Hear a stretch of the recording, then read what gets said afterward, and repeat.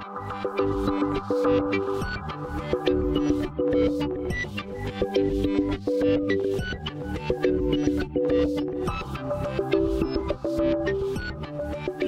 daros las gracias por asistir a esta convocatoria del Grupo de Acción de Amnistía Internacional Vivienda. Este es el segundo acto que estamos realizando con motivo de la campaña Colombia, devolvernos las tierras robadas.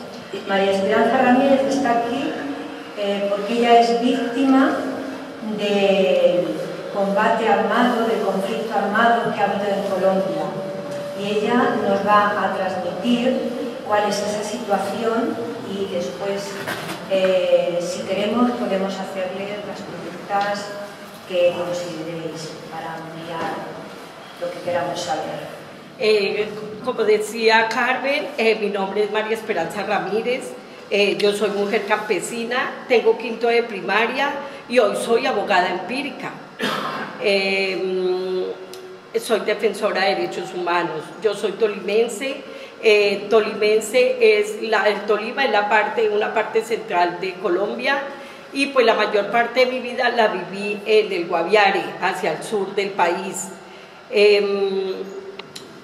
La verdad, vamos a ver este video muestra de alguna manera cómo las mujeres víctimas, la mayoría campesinas que no saben leer ni escribir, cómo nos empoderamos, cómo aprendimos a conocer de nuestros derechos, pero cuando los conocimos, cómo aprendimos a exigirlos, la importancia de estar organizadas, la importancia de aprender el orden jurídico en Colombia, la importancia de utilizar las herramientas jurídicas, el derecho de petición, la tutela, las acciones de cumplimiento, los incidentes de desacato, cómo de alguna manera aprendimos las mujeres. Yo hago parte de la organización de ADESCOD.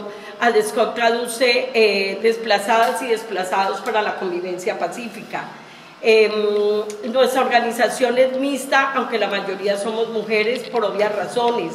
La mayoría quedamos viudas por el conflicto armado. Algo que hemos trabajado con el gobierno, con las instituciones, es que se tenga en cuenta que somos madres, cabezas de hogar por la violencia sociopolítica, no porque yo dije es que yo quiero quedar viuda y entonces hay una política para madres, cabezas de hogar. Madres, cabezas de hogar por la violencia sociopolítica. Entonces vamos a ver el video. Yo sé que el tiempo es muy corto, pero ya después de que nos empoderamos, que aprendimos a caminar jurídicamente, aprendimos a desarrollar el derecho empírico en terreno, ¿cómo llegamos a la Corte Constitucional? Me parece muy importante que tengamos un orden para que sepan que en Colombia el conflicto interno empieza a reconocer realmente a las víctimas, a población desplazada, desde el año 1997 a través de la ley 387 y los principios rectores del señor Francis Dehn. Pero la suma de todo esto, o sea, hasta el año 2000, que fue la reglamentación de la misma ley, no se nos había cumplido nada. Y de ahí empezamos a caminar, a empoderarnos, a hacer los derechos de petición, las tutelas. Y no sé si aquí algunos sabrán que para el año 2004 el Estado colombiano emite Colombia un estado de cosas inconstitucionales en el marco de la violación de los derechos humanos a las víctimas de la guerra en Colombia, a la población campesina, porque la mayoría somos población rural, del campo, la mayoría estábamos allí en el campo y pues nos han sacado allí a la fuerza de nuestros territorios.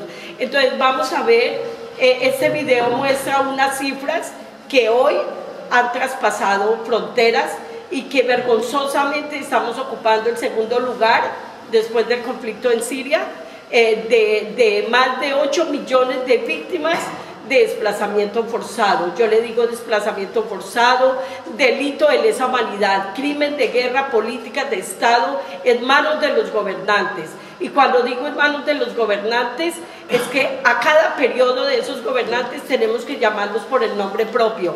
Pero pues como el miedo persiste, porque no les puedo negar, al miedo no le han hecho pantalones, pero cuando estoy con todas y con todos, por obvias razones el miedo se tiene que ir. Las víctimas, cuando nos acompañan en estos procesos, nos llenamos de fuerza, de fortaleza, y hemos aprendido que cada vez que nos callemos, que cada vez que nos silenciemos, estamos aportando a la impunidad. Y las víctimas hoy en día queremos denunciar, queremos hablar. Hemos aprendido que es mejor ser con miedo que dejar de ser por miedo.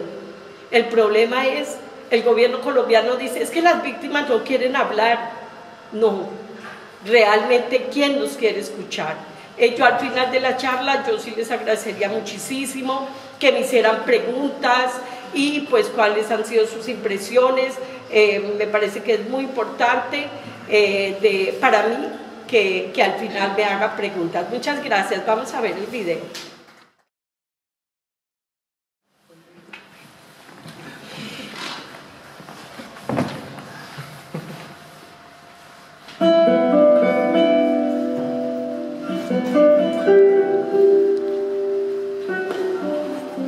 Encontramos el azul de la reparación, el amarillo de la verdad, el verde de la esperanza.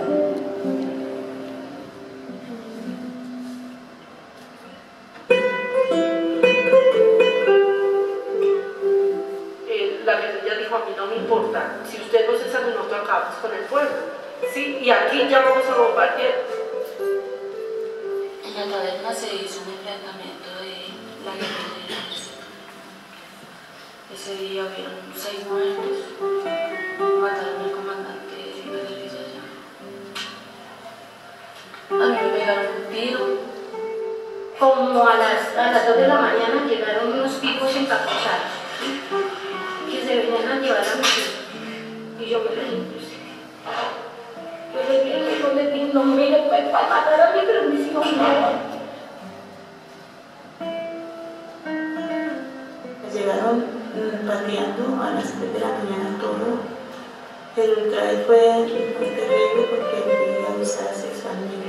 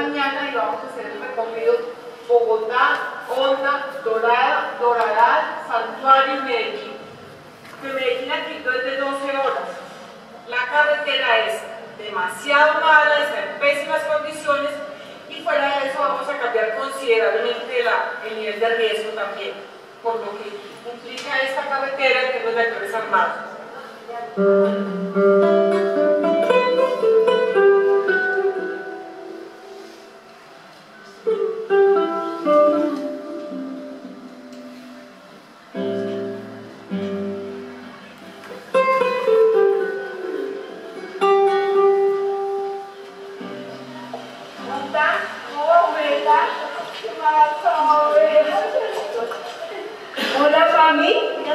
Mira la morochita, la mamá no es negra, pero la morochita. ¿Esta es la abuelita? Como a los 16 años me fui para Armenia con una tía a trabajar. Pues en casa de familia, porque yo nunca tuve estudio. Entonces yo trabajé allá, colocamos un restaurante, pero más o menos me metí en una cocina. Colocamos una taberna y mejor, nos iba mejor. Hasta cuando llegó el día que en la taberna se hizo un enfrentamiento de la guerrilla y el ejército. Antes de 2001 mi vida era normal. Trabajaba en Arauca como piscicultora. Tenía 60 pozos de peces ornamentales. También trabajo en la agricultura, la ganadería.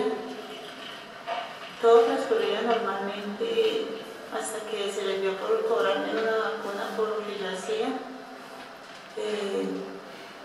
La mitad de producción de mi trabajo me tocaba darlo a ellos. Eso duró por lo menos unos 4 o 5 años. En esta ruta pacífica Pacífica construimos una revolución de cuerpos y mentes que trascenderá fronteras y se hace en noviembre, cuando miles de mujeres en el mundo unen sus voces y sus cuerpos para decir no a la violencia de cualquier índole, forma y manera.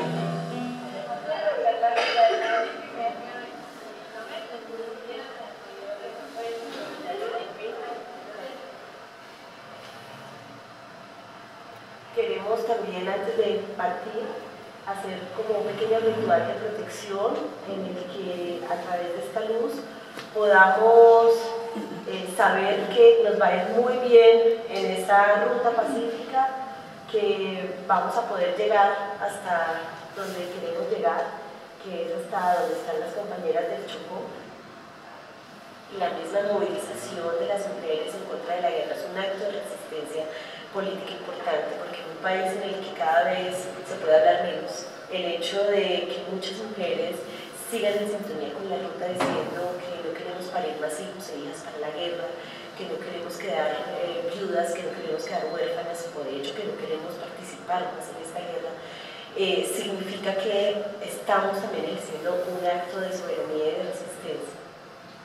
Un abrazo para todas y nos movemos a la ruta ya.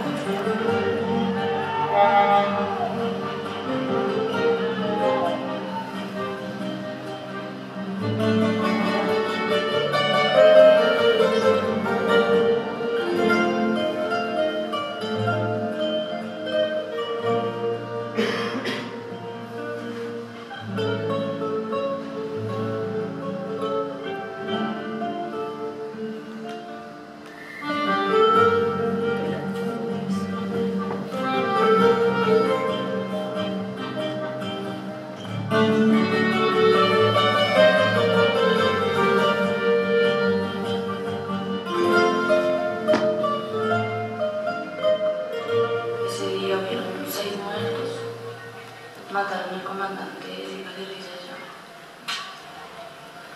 A mí me pegaron un tiro, al muchacho que vivía conmigo también lo hirieron. Gracias a Dios mis hijos vivían ahí al fondo, los niños grandes y mi mamá, pues a ellos no les pasó nada. Ya el día lunes después me llegó una orden de que me tenía que ir del pueblo. Me daban 48 horas para salir. Cuando de repente ya llegaron ellos, estaba mi cuñada allí, la esposa de mi sobrino, que vivía con nosotros ahí, y nos ultrajaron, pero abusaron sexualmente de nosotras. Gracias a Dios a los niños no les pasó nada. Nos dijeron, bueno, ¿quiénes se van a quedar aquí trabajando con nosotros? Entonces todos alzamos la mano, bueno. Entonces ustedes se quedan en este territorio. Desde la otra semana me hacen el favor que ustedes me mandan sus hijas y sus hijos para entrenamiento. Ay, yo digo, ¿cómo así? No, claro, nosotros lo que quieran como nuestros hijos, no. Como a las 2 de la mañana llegaron unos tipos encapuchados que se venían a llevar a mi hija. Y yo me dije, yo les dije, no, mire, pues para matar a mí, pero mis hijos no. Yo no tuve mis hijos para matarlo a la guerra, que me lo lleven a que ellos no.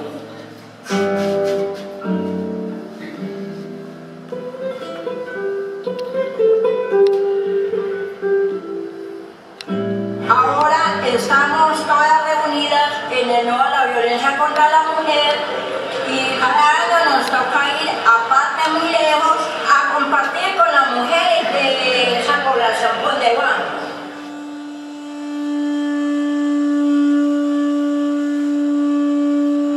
Ruta pacífica de las mujeres en solidaridad con las mujeres del Chocó. Por un hogar, un país, un planeta libre de miedos, guerras y violencia. A mí lo que me quedó fue caminar, correr con mi mamá y con mis hijos. Todo lo que llevamos fue un boletincito así, donde nos cabía como habíamos de ropa cada uno. Lo único que hicimos fue coger los niños a las 3 de la mañana y salir de allí, mandando a los niños por el adulto de gas para que los niños salieran al otro lado, vamos a correr por la sabana. Y yo corría como si el mismísimo diablo viniera detrás de mí. Yo no quiero volver a mirar para atrás nunca más.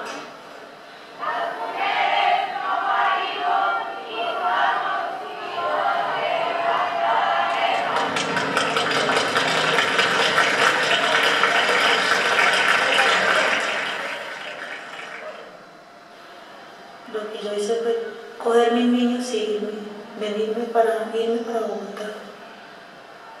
Allí el sacerdote me refugió en la iglesia, nos dio comida. Entonces dormimos 5 noches en un parque, tapados con unos plásticos. Hacíamos grupos, íbamos a Bastos y nos habíamos conseguido un poco de dar los plásticos. Cuando vivía en el parque a mí me tocaba irme para Bastos y recoger lo que ya la gente no se come. Recojan de hay una parte donde cortaban, pero cuando nos dan la oportunidad de entrar al depósito, ahí al lugarcito para limpiar, pues nos sentíamos bien y a veces nos daban cositas buenas. Y me organicé, fui comprando mis cositas, ya la señora donde yo trabajaba, pues por ahí me daban una cosa y otra. Claro está que uno con el temor de decir que uno es una persona desplazada, porque aquí en Bogotá no se puede decir eso. ¿Por qué? Porque piensa que uno es un delincuente. Y llegué a una casa y entonces yo le di a la leche a un señor y yo llegué allá pero consternada de lo que le ha pasado a mi hija, de sentirme tan sola. Ahora me había hecho ese hueco, vendía la leche y no, yo me sentía pero terrible. Y el señor me dice, mire, yo soy el presidente de esta junta que hay del barrio. Y yo le conté el día de donde venimos, perdimos todo. Y pues todo lo que nos había tocado pasar, y usted desplazada, y yo le dije, ¿eso qué es? Mire, usted desplazada. Yo sabía que habíamos sido desplazados, pero que como que el Estado, como que la autoridad o la policía me reconociera como ser desplazada. Y le digo, si usted es desplazada, mire, coja esa dirección, y me dio la dirección de la Defensoría del Pueblo. Vaya, cuente lo que usted me está contando acá, vaya, lo cuenta ya.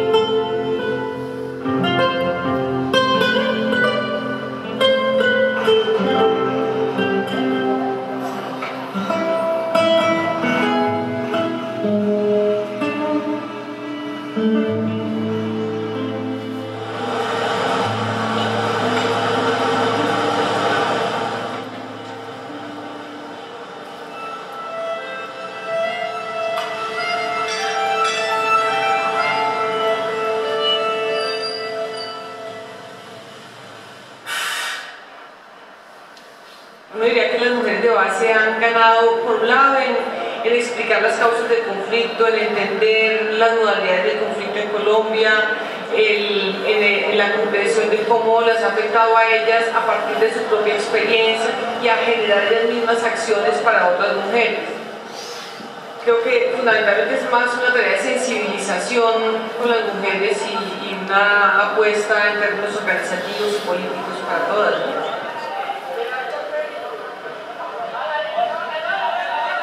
Cuando yo llego a la Ruta Pacífica, la sorpresa para mí tan grande de darme cuenta de ese grupo de mujeres luchando por los derechos de las mujeres, en la exigencia de los derechos económicos, sociales y culturales, ver ese movimiento, en todo ese plantón que se hace, en todo eso que tiene la Ruta Pacífica, en aportar a la paz a nuestro país, y que yo decía, pero ¿y eso qué es? ¿Cierto? O sea, yo no tenía como esa plena conciencia de que era esa postura, y ya en el momento cuando yo me siento sujeta a política de derechos y que estoy aportando a la paz, no, hay feliz.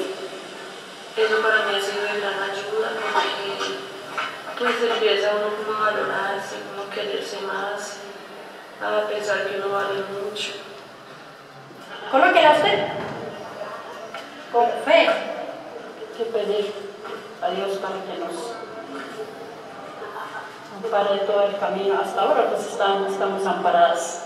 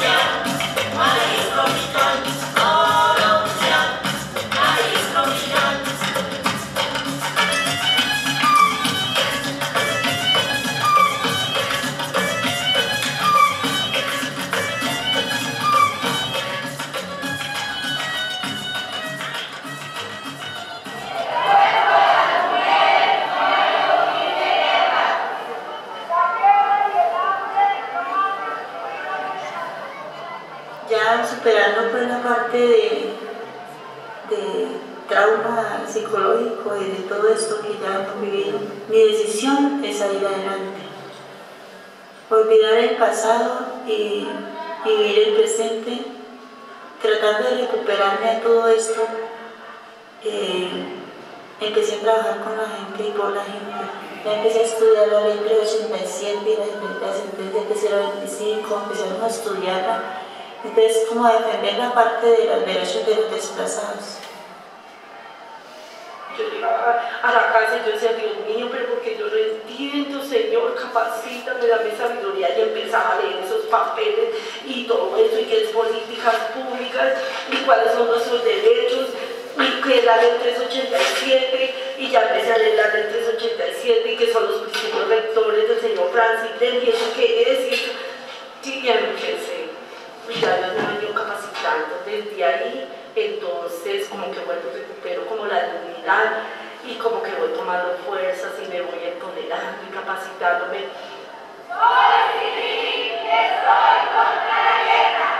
Y nos damos cuenta de que a los reinsertados les están dando, a pesar de todos los beneficios que les están dando por entregar las armas, les están dando, por lo menos son 20 millones a ellos.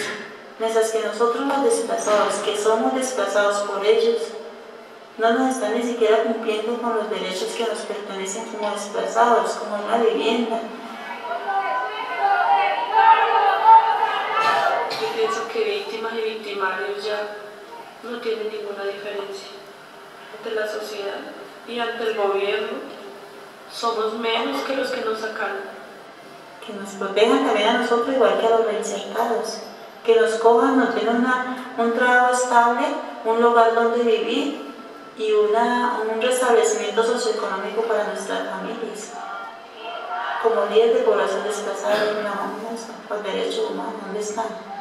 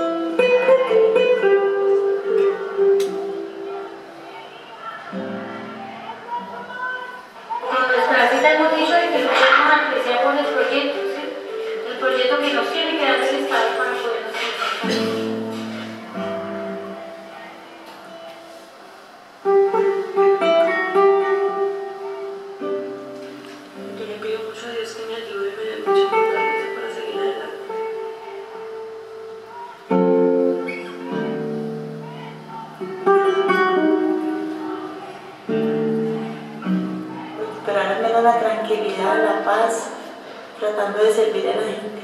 Eso es como mi meta, ¿no?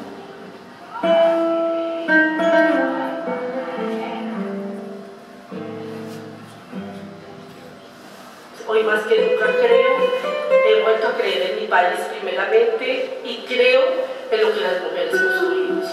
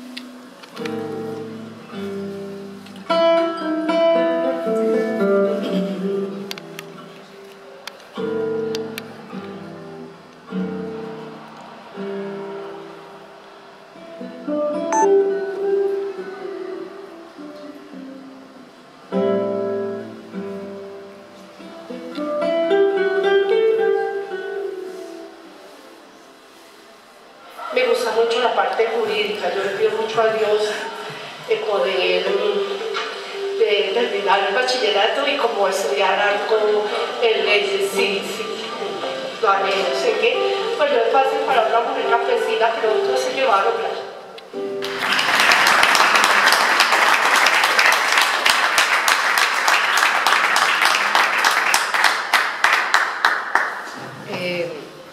Bueno, este documental realmente muestra de alguna manera cómo nos empoderamos, cómo nos organizamos, cómo aprendimos de los derechos, cómo aprendimos a exigirlos y bueno, cómo a permanecer ahí en esa lucha, haciendo resistencia para conocer la verdad de todo lo que nos pasó allí en el campo.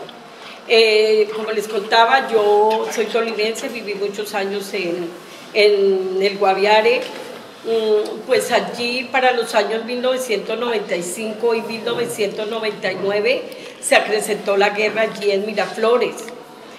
Yo recuerdo que cuando niña yo leía las historias de lo que pasó en la guerra del Vietnam y hubo un momento en que sentí que eso mismo estaba pasando allí en Miraflores.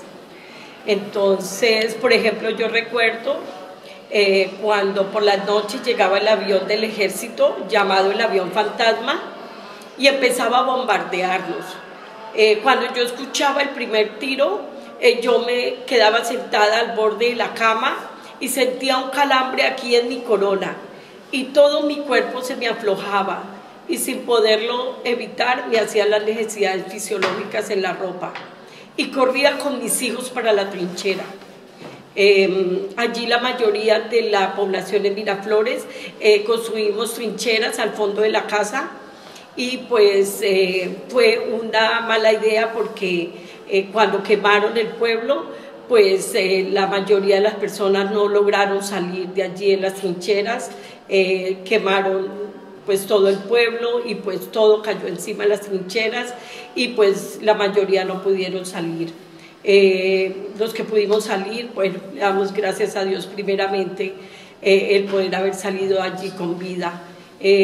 Hoy todavía hay momentos en que escucho las voces de muchas de estas personas pidiendo auxilio, que las auxiliáramos de allí, de lo que estaban viviendo, estaban falleciendo allí en las trincheras. Lo que fue para el año 1999 a finales, bueno, ya habían pasado 3 enfrentamientos muy duros allí en Miraflores.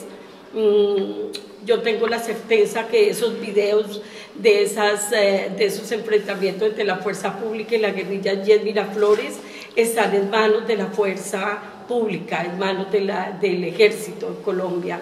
Pero ellos no lo muestran realmente, cómo ellos vienen y violan nuestros derechos, violan el derecho internacional humanitario. A ellos no les conviene de ninguna manera mostrar que ellos fueron los primeros que llegaron a bombardearnos al pueblo y a la población civil. Allí se viola el derecho internacional humanitario, allí no se tiene en cuenta de la distinción de la población civil como tal, sino que como vivimos en zona roja, pues ahí todos son de lo mismo. Entonces fue muy dura esa situación. Para ese año, para la última toma en Miraflores, allí llevaron policías secuestrados, bueno, duraron muchos años allí en esa penalidad también, teniendo en cuenta pues de que son seres humanos, pero que también le apostaron a la guerra, ¿no? Entonces también hay interrogantes muy grandes. De ahí pues tengo la oportunidad, bueno, como les contaba, yo vivía allí en el campo como Caperucita Roja, recogiendo flores y frutos sin darme cuenta del lobo feroz de la guerra. Durante mi vida en el campo yo no sabía que yo tenía derechos, yo creía que mis derechos era ordeñar las vacas, recoger los huevos, echarle la comida a los marranos. Bueno, yo pensaba que eso eran mis derechos, trabajar la tierra, la agricultura y por supuesto pues tener muchos hijitos. Mi familia es numerosa, yo tuve 8 hijos, 5 viven, tengo 6 nietos, 2 bisnietos y pues se nos facilitaba porque pues en el campo había comida, había aire puro, agua, lugar a donde correr, a donde estar y bueno, trabajando en un ciclo natural de la vida allí en el campo. A finales de 1999 pues tengo la oportunidad de salir de Miraflores con 3 de mis hijas y bueno, una de mis hijas pues no supe para dónde cogió porque en esos enfrentamientos mi hija sale por el río Baupés con mucha más gente que logró salir por el río Baupés abajo y muchos fueron a dar a fronteras con el Brasil, otros se quedaron por ahí en veredas, en otros lugares, pero no podían pasar al lado de acá porque los enfrentamientos fueron tan duros que la gente que quedó al otro lado del río Baupés les tocó buscar para allá y los que quedamos del río Baupés para acá pues anhelando que llegara un avión para poder salir de allí, de aquel pueblo, de aquel infierno, porque después de eso casi no entraban aviones, entraba solo un avión por mes y entonces había mucha gente a la espera de poder salir en ese avión y los primeros aviones que salieron fueron bombardeados, la guerrilla les disparaba y pues por fortuna pues lograron llegar bien a Villavicencio, pero con mucho susto porque uno allá en el aire que empiecen a disparar, que le den a un motor, allí van solo motores, aviones bimotores, aviones de carga, entonces pues imagínense donde le hubieran dado un motor de ese, pues yo sé que no habíamos llegado. Logró salir, llegó a la ciudad de Villavicencio, llegó donde unos amigos allí en Miraflores, y allí había una señora, y esa señora me vio tan agobiada, tan llena de rabia, muy mal, entonces ella me ha invitado a una iglesia, yo he ido a esta iglesia, ¿y por qué les quiero contar lo de la iglesia? Lo de la iglesia se los quiero contar porque yo llegué allí a ese lugar, caminé, un buen ratico hasta llegar al altar, allí me desplomé, lloré y allí tuve un encuentro personal con Dios. Hasta el día de hoy no les puedo decir las palabras de lo maravilloso que fue ese momento. ¿Y sabe por qué se los cuento? Porque una víctima con odio, con rencor y con deseos de vengarse de todo lo que le había pasado, pues no es fácil que las víctimas podamos ver y mucho menos ayudar a mucha más gente en este trabajo, en esta labor de saber primeramente quién nos causó tanto daño, por qué de la guerra en nuestro país, quiénes son los interesados que realmente hayan guerras. Entonces, pues no es fácil. De allí, pues llegué en Villavicencio, me di cuenta de que habían actores armados de los mismos de Miraflores y pensé, no, este no es un lugar seguro, me tengo que ir de acá y pensé en la ciudad de Bogotá, sin saber a dónde llegar, sin conocer a nadie, deambulaba por las calles, pedía la comida, la dormida y el abrigo. Hasta que un día me encontré con una gran amiga que ya iba a Miraflores, ella iba a hacer campañas de salud allí y me la encontré en el centro de la ciudad de Bogotá y pues fue mi salvación. Ella nos ha llevado a su casa y allí estuve más o menos como año y medio. Después, con mucho esfuerzo y sacrificio, logré encontrar un lugar en un barrio al sur de la ciudad. Desafortunadamente, una de mis hijas allí fue violentada sexualmente. Y para esos mismos días, mi marido, que no se quiso salir de Miraflores, porque él me dijo, mija, ¿cómo me voy a ir yo de aquí de la finca? Si toda la vida, todo mi trabajo de mi vida, la tengo acá. Yo le dije, no, pues a mí sí me da mucha pena, mijo, pero la vida es una sola y la idea es de que si no mandamos a nuestros hijos y a nuestras hijas para la guerra, a entrenamientos del grupo que sea, pues no podemos estar aquí en el territorio, no, yo me voy con los hijos. Entonces él se ha quedado y él va por un potrero a caballo, él era muy ágil con la manila, no sé cómo se deja enredar, hay enfrentamientos entre la fuerza pública y la guerrilla, El caballo se asustó, se desbocó, corrió, mi marido cayó, quedó muy mal herido y finalmente murió, aparte de que él sufría de diabetes. Yo le he dicho al gobierno colombiano de la muerte de mi marido y él me dice que le lleve la prueba, de que eso realmente ocurrió con mi marido. Y yo le digo, señor gobierno, pues es que en ese momento allá en la finca no había un fotógrafo, no había quien grabara esa escena. Estás violando el principio de la buena fe de lo que le estoy diciendo. Entonces, pues esa muerte de mi marido hasta el día de hoy está en la impunidad. De allí, cuando todo esto me ocurre, que ahí en el video hablo de que la violación de lo que le había pasado a mi hija, la muerte de mi marido, yo llegué a la ciudad de Bogotá y tuve la fortuna de vender leche puerta a puerta. Sí, todavía había por ahí, por el lado donde yo llegué, en principio habían ya finquitas, todavía habían finquitas y sacaban leche en cantina y pues me dieron la oportunidad de que vendiera leche puerta a puerta y yo me fui a vender la lechecita y en esa venta tuve la oportunidad de conocer a un señor de la Junta de Acción Comunal y de un barrio y él me dijo y me dio la orientación de que yo era desplazada, además de que me daba miedo contar, porque uno llega a la ciudad pensando que uno ha sido cómplice de todo lo que pasó donde vivíamos, porque yo recuerdo que allá en la finca, cuando pasaba un grupo y nos pedía qué comer y qué beber y que iban a acampar no sé cuántos días alrededor de la finca y tocaba prepararles la comida y la bebida. Después pasaba otro grupo y también que tenían hambre y sed y maten esas gallinas, esos marranos, esos novillos, porque somos tantos y vamos a acampar tantos días. Entonces yo le decía a uno de ellos, bueno, porque ellos me decían, con que usted le dio de comer y de beber a los tales cuales que pasaron tal día.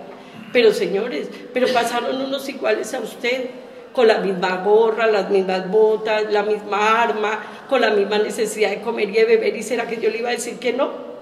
Entonces, claro, cuando yo le decía así, entonces me decían que yo era una vieja alzada. Entonces, pues yo optaba por quedarme callada porque, pues, sentía miedo que pronto me pegaran un tiro o algo. Entonces, uno llega a la ciudad pensando que uno ha sido cómplice de todo eso que pasó. Pero ya después yo pensaba, ¿pero a quién le iba a contar realmente lo que estaba pasando allí en Miraflores? ¿Quién realmente me quería escuchar eso? Entonces yo me levantaba y yo pensaba, ¿por qué de tanto dolor? ¿Por qué de tanta crueldad? Si nosotros vivíamos bien allí en Miraflores, ¿qué fue lo que nos pasó? ¿Quiénes fueron los interesados de esta guerra? ¿Realmente por qué estamos hoy acá de limosneros en la ciudad de Bogotá? Era una de mis preguntas. ¿Por qué el despojo, el desarraigo, la desintegración familiar? Yo duré 2 años que no sabía de mi hija, la que había cogido para el río Baupés abajo, porque ellos fueron a dar a fronteras del Brasil, estuvieron viviendo todo ese tiempo en San Gabriel de Cachoeira y por fortuna después de 2 años tuve la oportunidad de reencontrarme con mi hija en Bogotá. Ella muy angustiada porque ella no sabía qué nos había pasado a nosotros y pues nosotros sin saber a ella qué le había pasado, no sabíamos absolutamente nada. Ya en ese aprender que ya era desplazada y que podía ir a declarar, tuve la oportunidad de conocer de la organización de ADESCOT.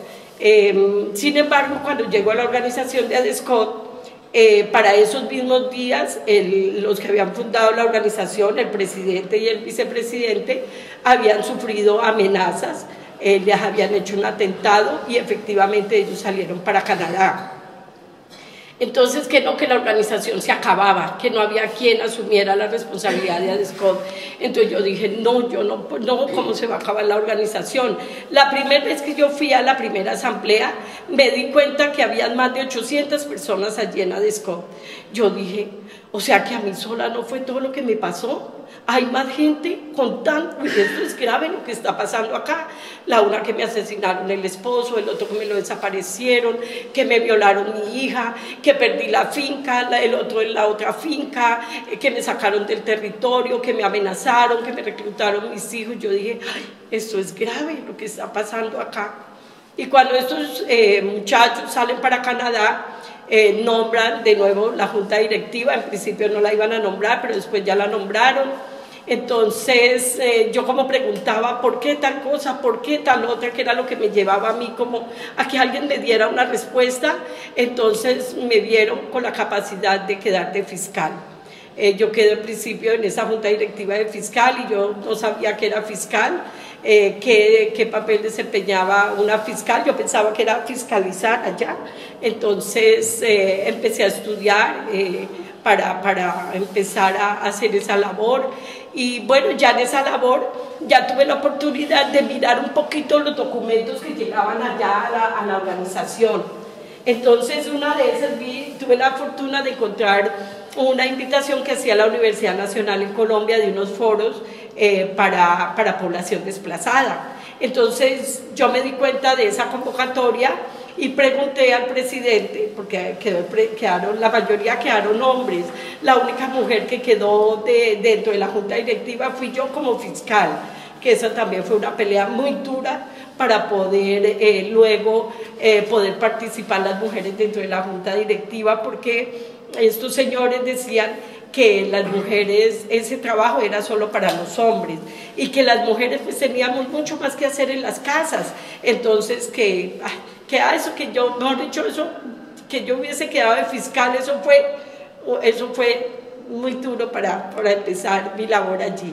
Entonces, bueno, ya como fiscal podía mirar. Entonces miro esa convocatoria, voy a la Universidad Nacional, recuerdo una profesora, Marta Bello, ella empieza a hablar sobre los derechos de las víctimas, sobre los derechos de los desplazados y las desplazadas.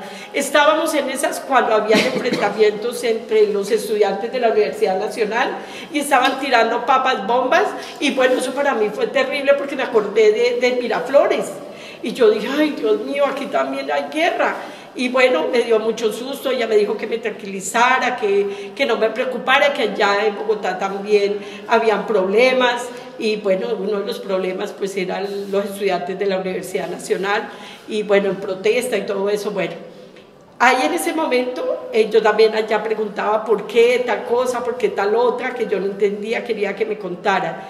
Entonces ella dijo, bueno, al final la voy a invitar a un diplomado que va a haber de cooperación internacional y ayuda humanitaria. Y ella me ha dado un papelito, yo tenía que llevar una carta, se llama el aval de la organización para que yo pudiera participar en ese diplomado. Y pues qué difícil para que estos chicos del presidente y el vicepresidente me firmaran esa carta. Ya faltaban unos poquitos días y no se animaban, que eso ir por allá, que era aprender mañas, que no, que por allá no fuera. Sin embargo, pues logré un día ahí en una cafetería hacer la cartica y que ellos me la firmaran y yo la llevé y finalmente pude hacer el diplomado. En ese diplomado me di cuenta de la cooperación internacional, me di cuenta de muchos derechos que tenemos las víctimas, me di cuenta de la normatividad, me di cuenta del derecho internacional humanitario, bueno, me di cuenta de muchas cosas y dije, ah, claro, no hay mayor violencia que el desconocimiento y la falta de información. Y pueblo ignorante, pues pueblo sometido y con miedo y sin saber leer ni escribir, pues claro, nos volvieron nada, nos sacaron de nuestros territorios y todo, claro. Entonces de ahí surge la idea de que nos capacitáramos varias de las compañeras en ADESCOD. Allí nos capacitamos 30 mujeres a empoderarnos, porque ahí tuve la oportunidad de conocer una grandiosa mujer, ella se llama Clarera Cardona, de la Casa de la Mujer en Colombia, y ella nos ha invitado a que van a hacer unos talleres de Construyendo mi Ser, de un proyecto Construyendo mi Ser, y que allí nos iban a enseñar muchas cositas. Entonces empezamos a ir, empezamos a participar y allí nos empoderamos. Y cuando ya nos empoderamos y aprendimos que teníamos unos derechos, que los teníamos que exigir, que hay unos responsables de la guerra en Colombia, que hay unos responsables directos de todo lo que nos habían hecho, entonces dijimos, ah bueno, ¿qué vamos a hacer con lo que ya aprendimos? Entonces fue cuando llegamos a la Corte Constitucional. Hay un video del Auto 092, que es una herramienta muy importante que logramos las mujeres allí en Colombia para la exigibilidad de nuestros derechos. Me gustaría mucho que la viéramos para poder que ustedes entiendan realmente el contexto a lo que nos lleva realmente a la ley de reparación integral a las víctimas y la restitución de tierras. Pedro, para que la veamos. Ya con el conocimiento de las mujeres y la importancia de estar organizadas, nos vimos a la tarea de llegar a la Corte Constitucional. Yo pensaba que los señores que trabajaban en la Corte Constitucional eran de bronce, que no le podíamos hablar, que era, mejor dicho, que era imposible llegar allí a mirarlos a los ojos y poderles contar de todo lo que nos había pasado, de nuestras necesidades, de nuestras violaciones, de todo lo que nos había transcurrido dentro de la guerra. Y bueno, tuve la fortuna me delegaron para hacer la ponencia ante el magistrado Manuel José Cepeda Espinosa, y allí surge el Auto 092 en conjunto con otras organizaciones, porque lo que hemos logrado primeramente ha sido Dios, pero también la importancia de estar organizados y organizados y conocer de nuestros derechos, empoderarnos, porque si no hubiéramos conocido de nuestros derechos, pues tampoco hubiéramos logrado llegar a obtener esta herramienta tan importante.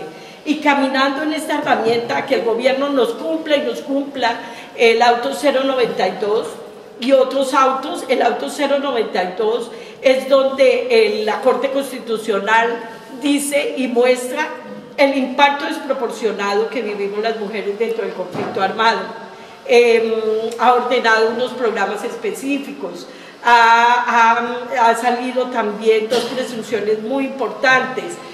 Eso transcurre en el periodo de Álvaro Uribe Vélez, 8 años de periodo que realmente se negó que había conflicto interno en Colombia, que habían víctimas, y pues nosotras insistiendo en el cumplimiento de esta normatividad.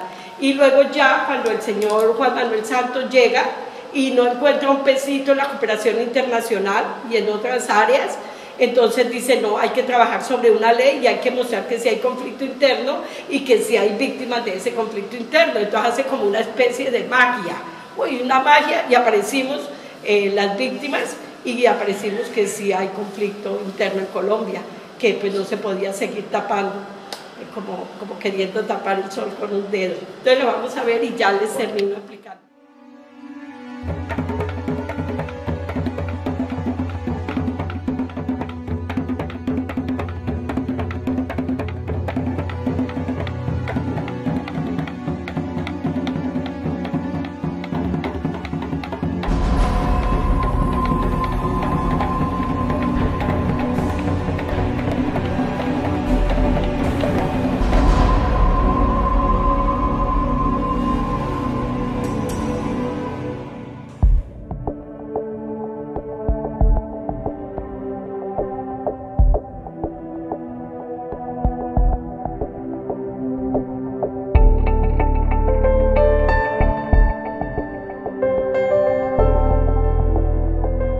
En Colombia, millones de personas han tenido que salir de sus tierras por causa de los conflictos violentos.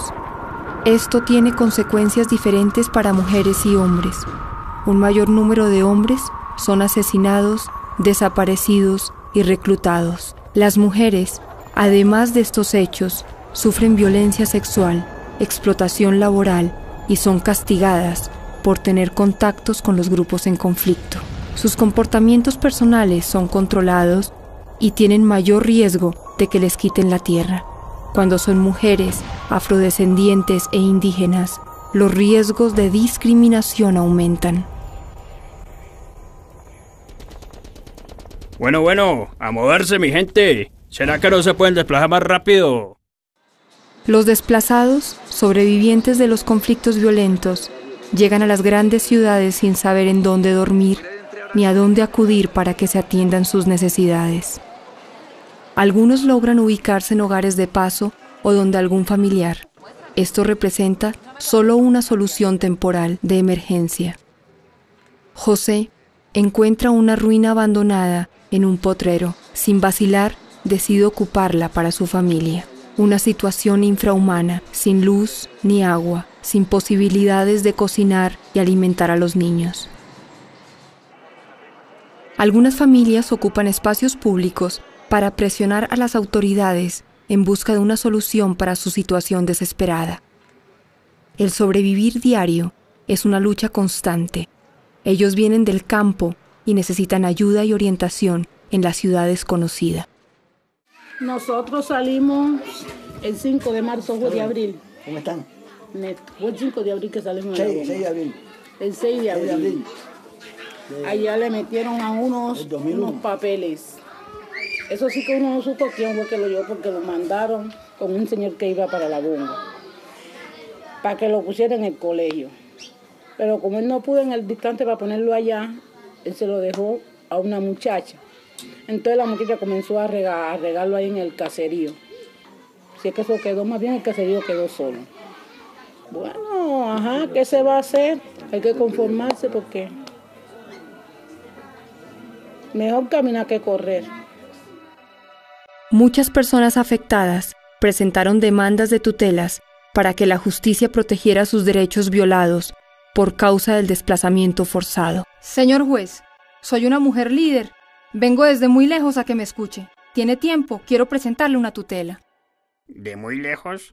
¿Qué tan lejos? Y dependiendo de eso le calculo el tiempo que tiene para contarme qué le pasó. Tutela aprobada. Le protejo sus derechos. No entiendo. ¿Y esto qué es? ¿Cómo se hacen las tutelas? La tutela es un mecanismo que tiene nuestra Constitución política para proteger los derechos fundamentales de las personas. La demanda de tutela se presenta ante cualquier juez, pero es la Corte Constitucional la que puede tomar las decisiones finales.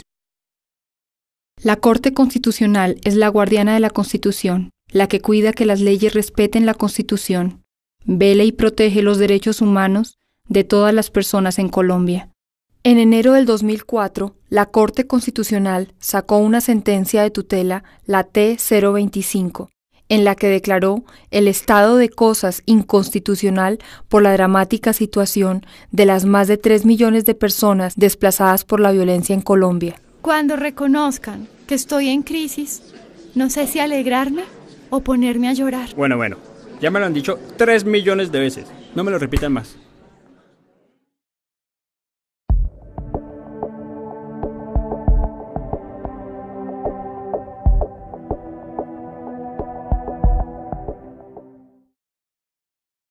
La Corte Constitucional toma medidas para controlar que el gobierno cumpla las órdenes de la T-025. Estas decisiones son llamadas autos. En un nuevo auto, el número 092 de 2008, la Corte Constitucional se refirió a las mujeres en situación de desplazamiento.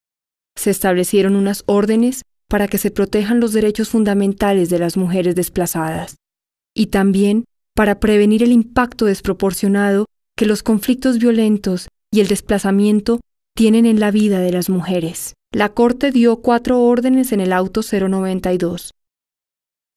¿Y cuáles son estas 4 órdenes del auto?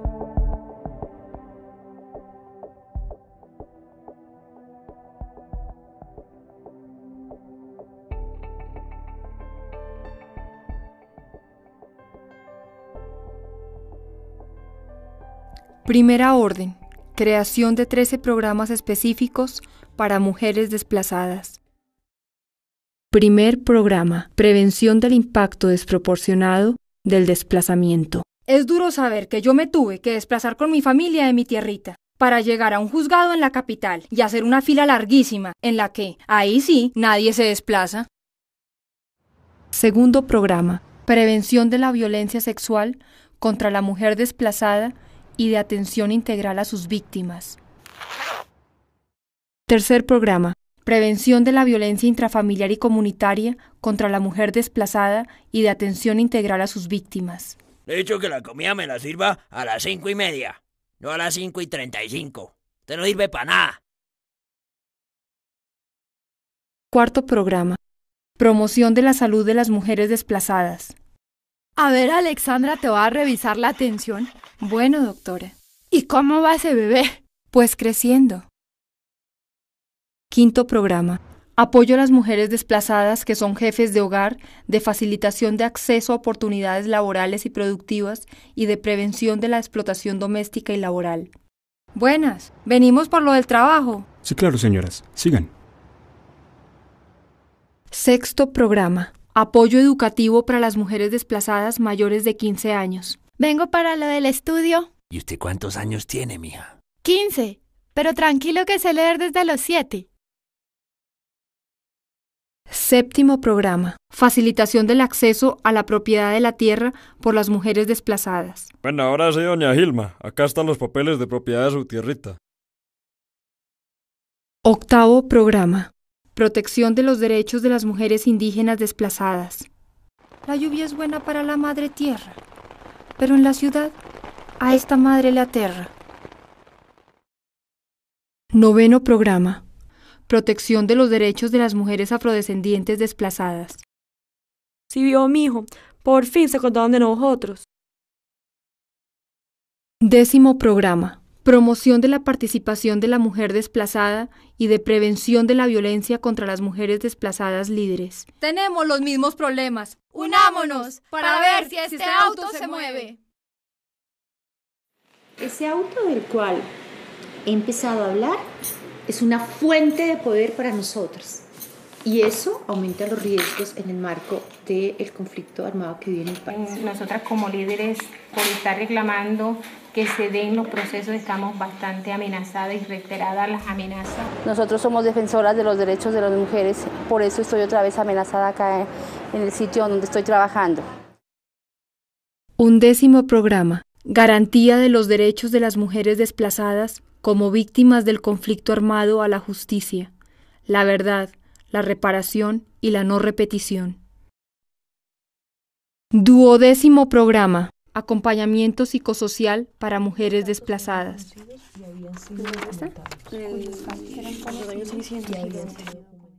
Treceavo programa. Eliminación de las barreras de acceso al sistema de protección de las mujeres desplazadas. Antes todas las puertas estaban cerradas, ahora se nos empiezan a abrir. La construcción del auto 092 se da a raíz de la formación política y el empoderamiento de las mujeres en situación de desplazamiento. Sin esta formación y sin este conocimiento, las mujeres no podríamos tener la oportunidad de participar y de incidir ante el Estado colombiano al reconocimiento de las necesidades, pero también de las violaciones de nuestros derechos. En Colombia el desplazamiento forzado es delito de lesa humanidad. Por primera vez una instancia como la Corte Constitucional hace un análisis de esas situaciones particulares de las mujeres.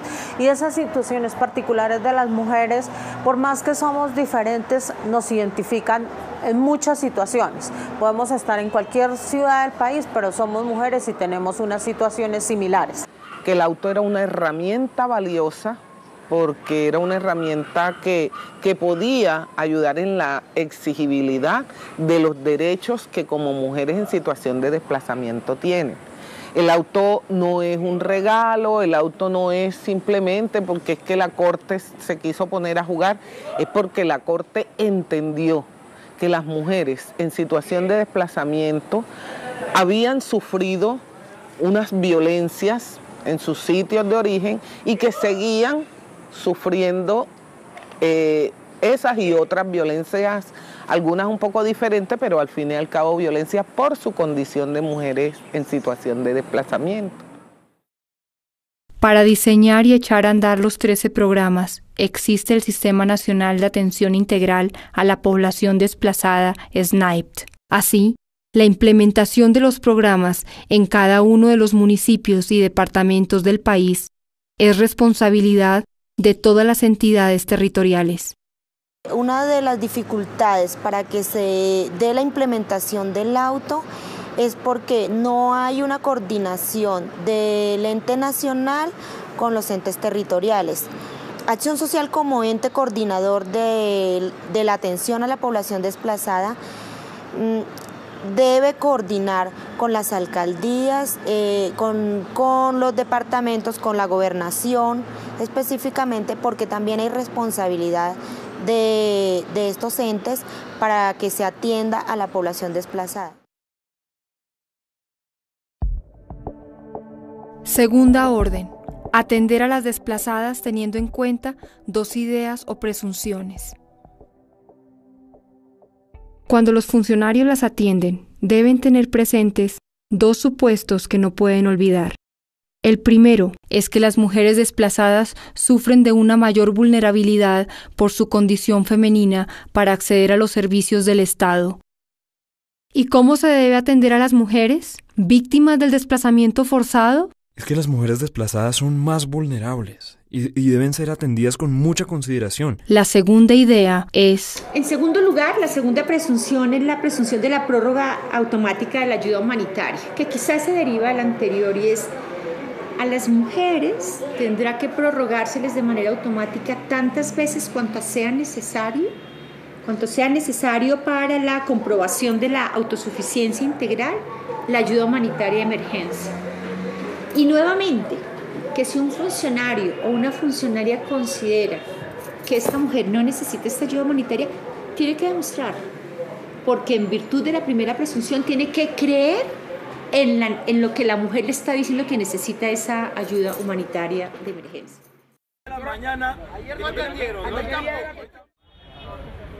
Las unidades de atención y orientación UAO ayudan y orientan a la población en situación de desplazamiento.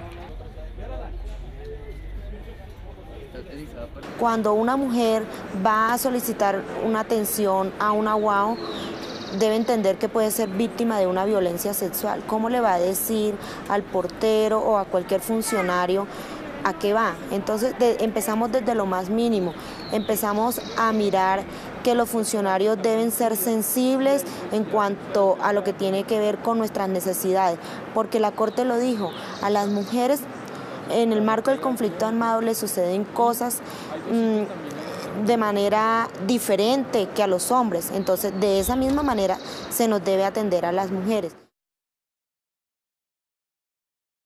Tercera orden, investigar casos de violencia sexual contra las mujeres en el marco del conflicto. Primero, yo fui desplazada en el año 99. Pero pues ahí no me dieron ninguna solución, entonces me tocó regresarme a mi tierra. En ese primer desplazamiento yo fui motivo de violación sexual en varias ocasiones. Y en una de esas violaciones yo quedé embarazada de mi niña. Hasta el día de hoy yo no sé si es del muchacho con el que yo vivía entonces y peor, yo nunca hablé de eso pues abiertamente porque me daba miedo ser señalada o rechazada por los demás. Y eso es algo que ha marcado mi vida para siempre.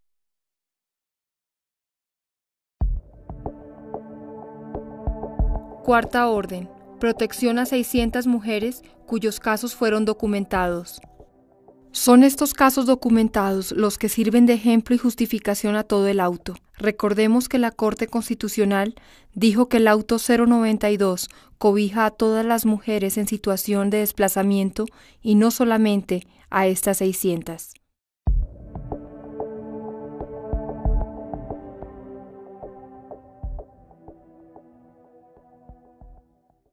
La Ciudad de las Mujeres en Turbaco, Bolívar, fundada por mujeres desplazadas, es una muestra de unidad y fortaleza para afrontar los problemas del desplazamiento. La participación de la mujer en los consejos municipales es muy poca. Entonces nosotras las mujeres no nos sentíamos representadas por tanto hombre. Nosotras no vamos a pedir, nosotros vamos a exigir un derecho que como población desplazada nos tiene que cumplir. Bolívar es uno de los departamentos con mayor índice de recepción de desplazadas. En Cartagena se refugian mensualmente miles de personas víctimas del conflicto. Nosotras hemos sido atropelladas en todos los sistemas que tiene esta ciudad, porque tras que hemos sido desplazadas, hemos sido revictimizados en 2 ocasiones, por ser mujer y por el machismo que está en esta ciudad.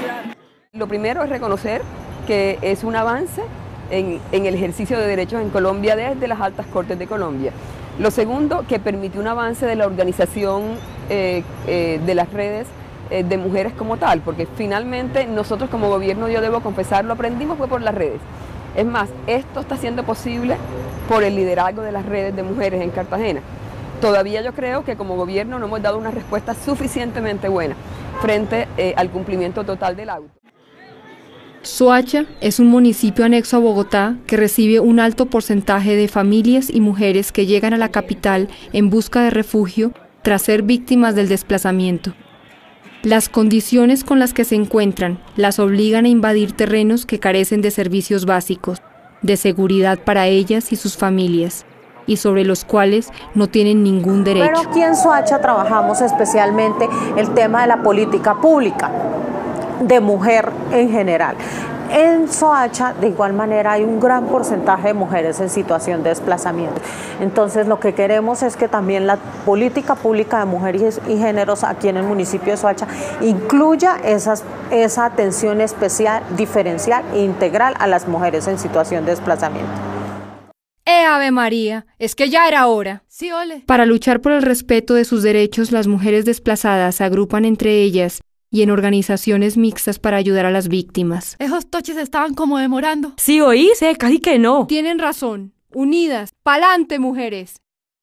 Una recomendación desde mi experiencia en estos últimos 15 años es que sin la organización no hubiéramos logrado esto.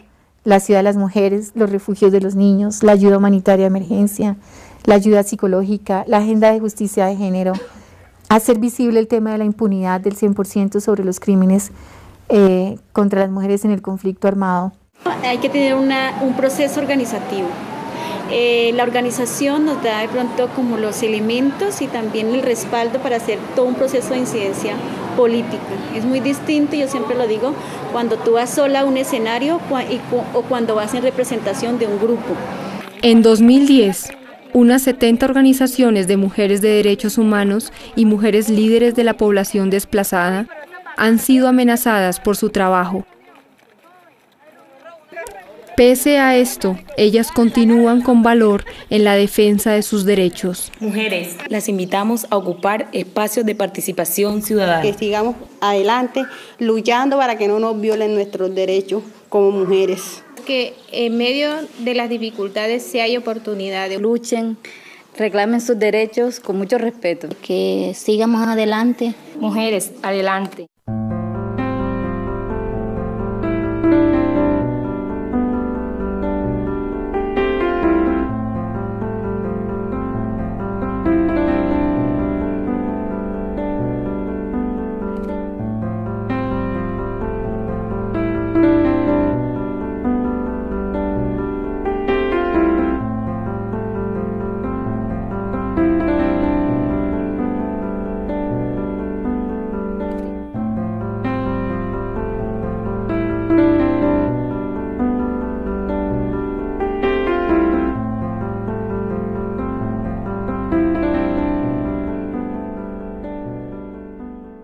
En Colombia y cómo hemos logrado lo de las herramientas jurídicas y pues estas normatividades que nos las hemos luchado arduamente, organizadas y bueno, haciendo propuestas muy importantes. Entonces, cuando la presidencia del señor Juan Manuel Santos no nos cumplió esto, no nos cumplieron con la ley 387, con lo que ordena la Corte Constitucional en la T025 y demás autos, pues le parece que es importante sacar la ley 1448, que les repito, no fue consultada con las comunidades, no estuvimos allí las víctimas haciendo propuestas y pues de allí nace la reparación integral a las víctimas y la restitución de tierras. Les quiero contar a grosso modo con respecto a la reparación integral. La prueba está cayendo sobre la víctima, aunque es una reparación por vía administrativa que no tendría por qué traer la prueba, porque en el derecho obviamente que hay que traer la prueba, pero en la parte administrativa hay que creer a la víctima lo que está diciendo y no violar el principio de la buena fe. Eso con respecto a la reparación por vía administrativa. Uno de nuestros objetivos es llegar hasta la Corte Penal Internacional para exigir la reparación por vía judicial. En ese trabajo es donde surgen aún mucho más amenazas, ¿cierto? hostigamientos, nos convertimos en objetivo militar, precisamente porque aprendimos de esa ley que teníamos que pasar de la declaración a la denuncia, porque la declaración sencillamente está en la impunidad, tanto para la violación de los derechos como delitos de lesa humanidad, pero también para la denuncia y la restitución de tierra. Entonces hay unos cuellos de botella muy perversos para que no podamos realmente llegar a esa reparación por vía administrativa. Eso con respecto a lo de la reparación por vía administrativa, que nos habla el gobierno nacional de que nos va a dar un poquito de dinero, unos salarios mínimos mensuales legales vigentes, por todo lo que nos hicieron, por todo el proyecto de vida que teníamos, por toda esa construcción de tejido social que teníamos en nuestros territorios, nos va a dar un poquito de dinero y que ya no digamos nada y que nos silenciemos. Entonces ahí es donde hemos hecho un trabajo en la denuncia. Nos dimos cuenta que la ley 1448, si bien para nosotras es la legalización del despojo, hay el ganchito de ir a denunciar, que tampoco es mucho que haga la fiscalía, pero una denuncia, una cantidad más de miles de denuncias, yo sé que eso va a tener un impacto, pero como la mayoría tienen miedo, la mayoría no sabe leer ni escribir, no hay una ruta, no hay una pedagogía, no hay una claridad realmente cómo llegar a esa denuncia, un acompañamiento real. Pero por un lado el gobierno dice, ley de víctimas, vengan víctimas, las voy a reparar, pero por el otro lado no nos muestra realmente los cuellos de la botella. Eso con respecto a lo de la reparación por vía administrativa. Lo otro que nos está diciendo es que la ley cobija los delitos de 1985 para acá y lo de restitución de tierras de 1991 para acá. Eso es perverso también. Entonces, bueno, eso por un lado. Por el otro lado, lo de la restitución de tierras. Lo de la restitución de tierras en este momento se da en el marco de la negociación de la paz en Colombia. Aunque a mí pues la palabra negociar, la paz en Colombia, pues no me suena en la palabra negociar. A mí la palabra negociar me suena como cuando uno va a hacer un negocio, ¿no?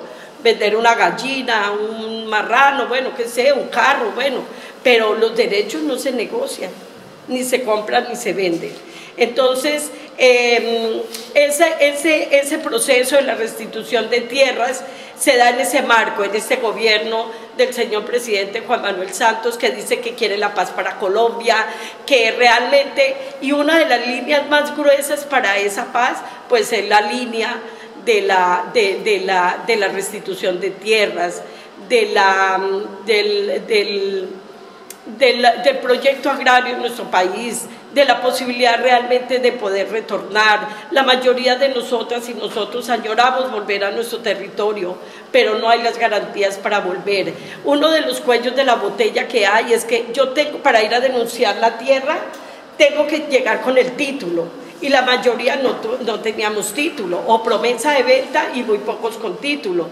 Por ejemplo, en el caso donde yo vivía en el Guaviare, allí me decían que yo vivía, que la finca donde estaba era zona de reserva forestal y que por lo tanto no había título. Y las promesas de venta que tuvimos allí, pues realmente en la quema del pueblo, pues se perdieron los documentos. Entonces, al no tener el título, al no tener una promesa de venta, una evidencia o un extrajuicio o un acta de esa procesal que diga que yo vivía allí y que realmente esa finca era mía y que la trabajamos con mi marido, con mis hijos, pues no me permite acceder realmente a un registro para ver un proceso y que ese proceso vaya realmente a un fallo de unos jueces y que diga que realmente sale un título a nombre a nombre mío para que realmente el gobierno tenga en cuenta de restituirme la tierra. Ese por un lado, pero por el otro lado está diciendo que como la mayoría de las mujeres que quedamos viudas, solas, que tenemos que decir cuáles son los linderos de la finca, cuánto medía la finca, y pues la verdad las mujeres nunca íbamos con el marido a mirar los linderos de la finca, ellos hacían sus negocios solos y pues sencillamente uno no sabía qué realmente había comprado. Otro impedimento es que el gobierno nos está diciendo, es que ustedes como no denunciaron en los 2 primeros años, sí ven las incoherencias, porque la ley surge para el año 2011. Y mire cuántas cosas ocurrieron de 1985 según la ley, 1991, y dice que como no denunciamos en los 2 primeros años, de acuerdo al Código Penal colombiano, pues que ya no tenemos derecho a nada. Miren esas inconsistencias, por un lado que sí y por el otro lado que no. Entonces, esa son la entrada como tal a la restitución de tierras. Lo otro son los planes de desarrollo. Los planes de desarrollo también son muy coherentes. Los planes de desarrollo lo que dicen es que favorecen a los grandes capitales, a las empresas extractoras, a los megaproyectos, a todo esto, y pues realmente que nos va a devolver la tierra, pero nuestras tierritas ya están enajenadas, entonces ¿qué nos va a devolver? En el caso mío en particular, donde yo vivía, allá dejaron un letrero que decía crudo, pero como allí fumigaron con glifosato, yo pensaba que era por el efecto del glifosato, porque la tierra realmente quedó inservible, no se podía cultivar ni nada. Entonces yo pensé que decía crudo era por eso, y resulta que crudo es porque ahí hay petróleo. Entonces, y ahí el ejército colombiano hizo una base militar con ejército colombiano y ejército norteamericano. Y yo ya he ido ahí a denunciar ya varias veces, me han anotado ahí en una libretica, me dice que me van a llamar y que me van a llamar, y yo sé que van a pasar los días, los meses, los años, y no me van a llamar mientras no lleguemos ante la Corte Penal Internacional. Esos son otros cuellos de la botella. Lo otro es que los terrenos, las zonas que dicen que van a restituir la tierra, está en manos de las fuerzas militares, que son los encargados de hacer las microfocalizaciones para restituirnos la tierra. ¿Será que acordándonos y no poder olvidar todo lo que ha hecho la fuerza pública, en los falsos positivos, en ellos... como les contaba al comienzo, ellos fueron los primeros que nos empezaron a bombardear, el ejército colombiano con el avión fantasma y todo eso? ¿Será que realmente las víctimas sí vamos a recibir la tierrita de manos de ellos, donde ellos han sido también actores de violadores de derechos humanos allí en Colombia? Pues yo sé que no nos van a devolver la tierrita. Aquí algo para hacer es que nos acompañen realmente a las víctimas sobrevivientes, a las que hemos hecho resistencia, a las que todavía estamos con vida, un acompañamiento realmente a estos procesos. Hay que mirarlos con lupa, pero no porque la letra sea pequeñita, sino porque eso hay unos cuellos de botella perversos. En las respuestas que nos manda la Unidad de Atención y Reparación Integral a las Víctimas y Restitución de Tierra, nos manda un lenguaje técnico que las víctimas no entendemos. Tenemos que hacer unas carreras en derecho empírico, tenemos que hacer carreras administrativas, tenemos que hacer una cantidad de cosas. Y muchas de las compañeras y los compañeros no quieren apostarle a esto porque como no hay garantías de participar, como no hay garantía realmente de una protección para hacer este trabajo y pues la subsistencia prima, entonces dejamos de ir a capacitaciones, a talleres muy importantes que nos abonan para despertar la conciencia, para darnos cuenta de la verdad de lo que nos pasó, porque prima la subsistencia. No, yo mañana tengo un día de trabajo y no tengo que llevarle de comer a mis hijos, entonces me voy a trabajar y no voy a la capacitación. Lo otro también es, bueno, los planes de desarrollo. No olvidemos que hasta el día de hoy sigue la locomotora aminoenergética, de las 5 locomotoras que habla el gobierno colombiano, ella sigue caminando. Y en medio de la confrontación, porque se habla del cese unilateral del fuego y resulta que no, allá hay confrontación realmente hasta el día de hoy. Sigue habiendo confrontación y sigue habiendo guerra en los territorios y sigue habiendo desplazamiento. Hasta el día de hoy en Colombia siguen llegando muchas familias, muchas mujeres, muchas personas como Caperucita Roja a las grandes ciudades sin saber el contexto de la guerra, sin saber realmente cuáles fueron los responsables de tanto dolor, de tanta crueldad en nuestro país, y sin saber que tienen unos derechos y unos deberes políticos y que queremos saber la verdad, que se haga justicia, que haya reparación integral y por supuesto la no repetición de los hechos nunca jamás. Muchas gracias.